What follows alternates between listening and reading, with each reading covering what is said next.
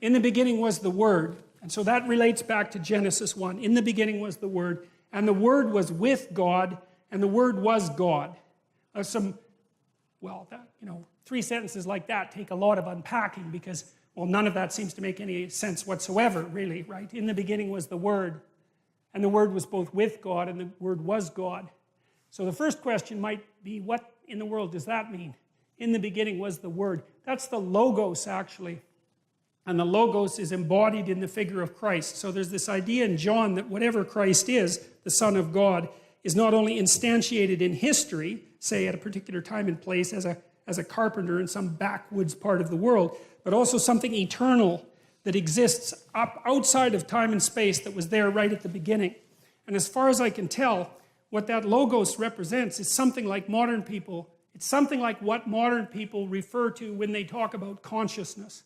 It's something like that. It's more than that. It's like consciousness and its capacity to be aware and its capacity to communicate. It's something like that. And there's an idea underneath that, which is that being, especially from a phenomenological perspective, so the being that is experience cannot exist without consciousness. It's like consciousness shines a light on things to bring it into being. Because without consciousness, what is there? No one experiences anything. It's like, is there anything when no one experiences anything? That's the question. And the answer that this book is presenting is that, no, you have to think about consciousness as a constituent element of reality. It's something that's necessary for reality itself to exist. Now, of course, it depends on what you mean by reality. But the reality that's being referred to here, I told you already, is this strange amalgam of the subjective experience and the world. But the question is deeper than that too, because it is by no means obvious what there is if there's no one to experience it. I mean, the whole notion of time itself seems to collapse, at least in terms of something like felt duration. And the notion of size disappears essentially because there's nothing to scale it. And the causality seems to vanish. And so, and we don't understand consciousness, not in the least. We don't understand what it is that is in us that gives illumination to being. And what happens in the Old Testament, at least in part, is that that consciousness is associated with the divine. Now you think, well, is that a reasonable proposition? And that's a very complicated question. But at least we might note that there's something to the claim, because there is a miracle of experience and existence that's dependent on consciousness. I mean, people try to explain it away constantly, but it doesn't seem to work very well. And here's something else to think about, I think, that's really worth thinking about. People do not like it when you treat them like they're not conscious, right? They react very badly to that. And then you don't like it if someone assumes that you're not conscious, and you don't like it if someone assumes that you don't have free will, you know, that you're just absolutely determined in your actions, and there's nothing that's going to repair you, and that you don't need to have any responsibility for your actions. It's like our culture, the laws of our culture are predicated on the idea, something like people are conscious, people have experience, people make decisions and can be held responsible for them, that there's a free will element to it. And you can debate all that philosophically, and fine, but the point is that that is how we act, and that is the idea that our legal system is predicated on. And there's something deep about it because, you know, you're subject to the law, but the law is also limited by you, which is to say that in a well-functioning, properly grounded democratic system, you have intrinsic value. That's the source of your rights. Even if you're a murderer, we have to say the law can only go so far because there's something about you that's divine.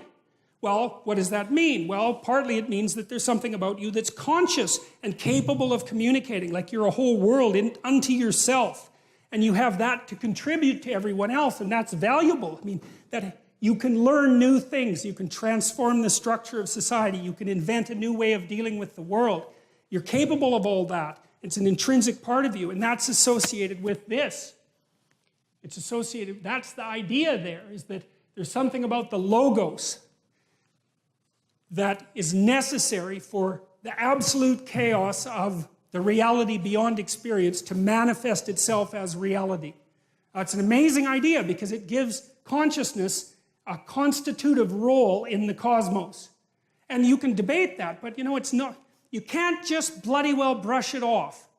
Because first of all, we are the most complicated things there are that we know of by a massive amount. We're so complicated that it's unbelievable. And so, you know, there's a lot of cosmos out there, but there's a lot of cosmos in here too. And which one is greater is by no means obvious unless you use something trivial like relative size, which, you know, really isn't a very sophisticated approach. And whatever it is that is you has this capacity to experience reality and to transform it, which is a very strange thing, you know. You can conceptualize a future in your imagination, and then you can work and make that manifest. You participate in the process of creation. That's one way of thinking about it. And so that's why I think in Genesis 1, it relates the idea that human beings are made in the image of the divine, men and women, which is interesting too, because, you know, the feminists are always criticizing Christianity, for example, as being, inexorably patriarchal. Of course, they criticize everything like that, so it's hardly a stroke of bloody brilliance.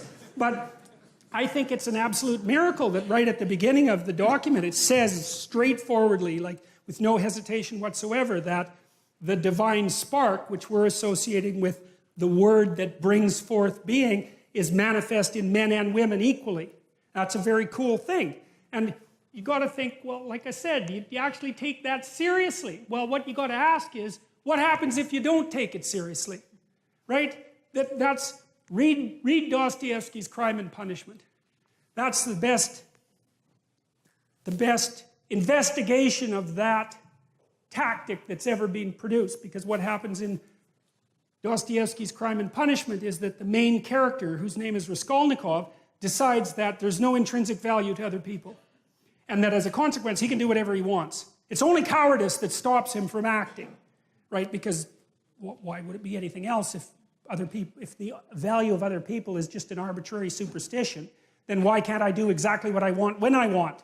Which is the psychopath's viewpoint. Well, so Raskolnikov does. He kills someone who's a very horrible person, and he has very good reasons for killing her. And he's half-starved and a little bit insane and possessed by this ideology. It's brilliant, brilliant layout. And he finds out something after he kills her, which is that the post-killing Raskolnikov and the pre-killing Raskolnikov are not the same person even a little bit. Because he's broken a rule, like he's broken a serious rule, and there's no going back. And Crime and Punishment is the best investigation I know of what happens if you take the notion that there's nothing divine about the individual seriously. Now, you know, most of the people I know who are deeply atheistic, and I understand why they're deeply atheistic, they haven't contended with people like Dostoevsky, not as far as I can tell. Because I don't see logical flaws in Crime and Punishment. I think he got the psychology exactly right. And Dostoevsky's amazing for this, because in one of his books, The Devils, for example, he describes a political scenario that's not much different than the one we find ourselves in now. And there are these people who are possessed by rationalistic, utopian, atheistic ideas. And they're very powerful. They give rise to the communist revolution, right? I mean, they're powerful ideas. And his character, Stavrogan, also acts out the presupposition that human beings have no intrinsic nature and no intrinsic value. And it's another brilliant investigation, and Dostoevsky prophesies, that's what I would say, what will happen to a society if it goes down that road? And he was dead exactly accurate. It's uncanny to read Dostoevsky's The Possessed or The Devils, depending on the translation, and then to read Alexander Solzhenitsyn's Gulag Archipelago, because one is fiction and prophecy, and the second is, hey, look, it turned out exactly the way that Dostoevsky said it would for exactly the same reasons. So it's quite remarkable. So the question is, do you contend seriously with the idea that A, there's something cosmically constitutive about consciousness, and B, that might well be considered divine, and C, that is instantiated in every person? And then ask yourself if you're not a criminal if you don't act it out. And then ask yourself what that means. Is that reflective of a reality? You know, is it a metaphor? Like maybe it's a metaphor, a complex metaphor that we have to use to organize our societies. Could well be, but even as a metaphor, it's true enough so that we mess with it at our peril. And it also took people a very long time to figure out.